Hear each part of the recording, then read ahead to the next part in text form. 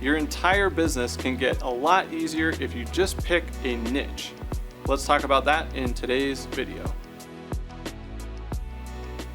Hey, if you don't know me, I'm Spencer Powell. I'm the CEO over at Builder Funnel, and our marketing agency has helped our clients generate well over $150 million in sales of remodeling projects and custom homes. This channel, Builder Funnel TV, is where we share tactics, strategies, things that have worked for us and our clients in hopes that they help you grow as well. Today, I want to share a story, and it's a story of my journey, and I hope that in me sharing this, it will prompt some important business strategy questions for you. So I started this business back in 2010, and we got into social media, blogging, SEO. It was kind of the early days of Facebook business pages. Twitter was around, Instagram was not around, Houzz was not around, definitely no TikTok. So it was definitely early days of social media as it pertains to business. As we started moving along, we really started serving just anybody. So I got involved with my uncle's business, and they were doing remodeling and custom homes out in the Seattle area. I got involved with my dad's business. He had a direct mail business that he purchased from his father-in-law. And then I also was working with a garden, a restaurant, kind of a couple random clients. So I had some clients in pretty much random industries. If you were to just say, hey, who do you serve? It was kind of like anybody, right? And so that was the beginning of the journey. And so as we got started, I realized that there were some problems with this company strategy that I was forming. And one is every new client that came on board had to learn all about this new industry. I had to learn how that industry attracted their clients, and then I would have to figure out how are we going to market them in a different way. And so there was a huge learning curve every time we brought on a new client. Second was, because of that, we didn't have a strong value proposition. We had a really weak pitch, right? It was like, hey, we know a little bit about social media and a little bit about this other stuff, and these are the metrics we think we can move forward. And because we were early, I think we were still able to pick up clients because, again, it was early days of social media. Not a lot of people knew about SEO and ranking online, and so we were able to get in because we were kind of a little more cutting edge. Not that we were the first to do it, but we were just earlier on the curve. So we really didn't have a strong pitch. And then the third was that our company name was too generic. It was very broad and it didn't speak to any one industry. And so we had all of these problems working against us. And we were basically saying, hey, we're targeting anyone that we can help with digital marketing. And because of that, because we were trying to target everyone, we really were targeting no one, because we would start some conversations and people would talk to us, but we would lose a lot of deals. And it really goes back to those few things, right? We didn't have a strong pitch, and we didn't have a lot of past success stories and case studies to point to.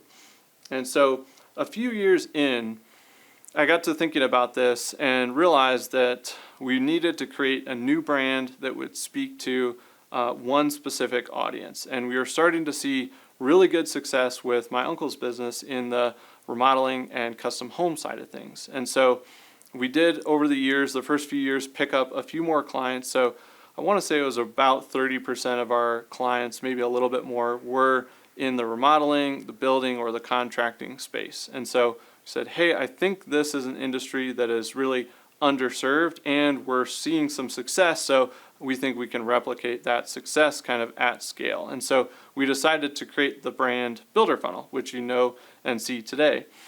And so that brand wasn't created for a few years into the journey of trying to figure out digital and how we were going to provide value to our clients. And so once we created that brand and we said, all right, we're going to say no to anything outside of this industry, it was super scary.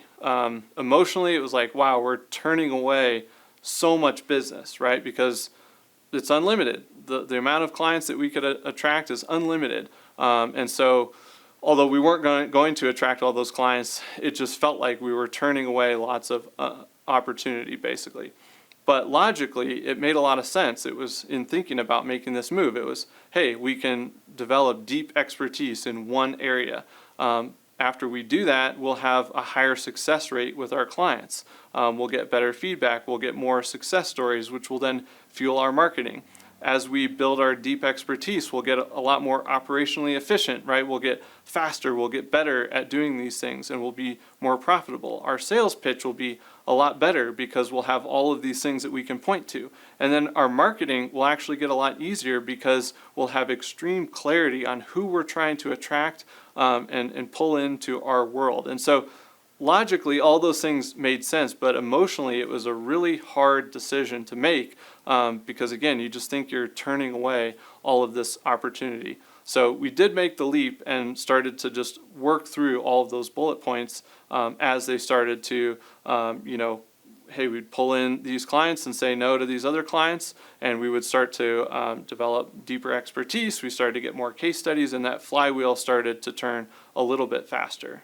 In essence, every part of the business started to get easier. Not to say it was easy, but it was a lot easier than what we were doing, which was trying to target everyone and anyone, and then not having a great marketing program, because how do you target everyone?